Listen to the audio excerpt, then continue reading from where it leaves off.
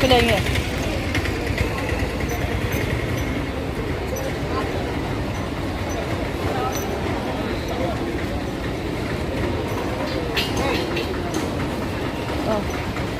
sao rồi mix rồi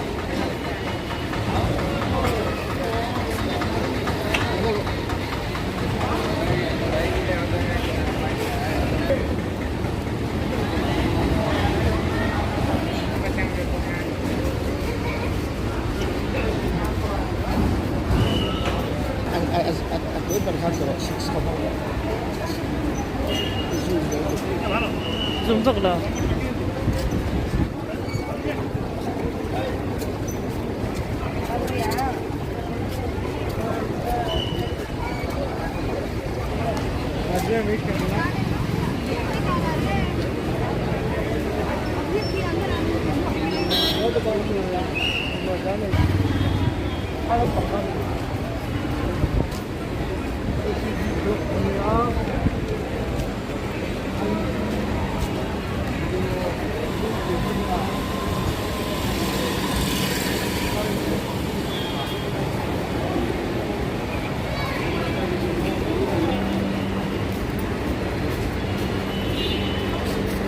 Litika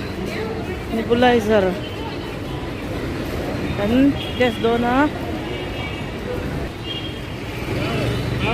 kan zong ni ini tur mun he an pot dan he thakop me pot den pui hey tree palm tree ang kan an da moi khop me he he park he boka engan ya mo ko park he ya he park do ha pot len pui han nonga house plan dan pui dari so that's so pui khop maya am building he sang bok sang oma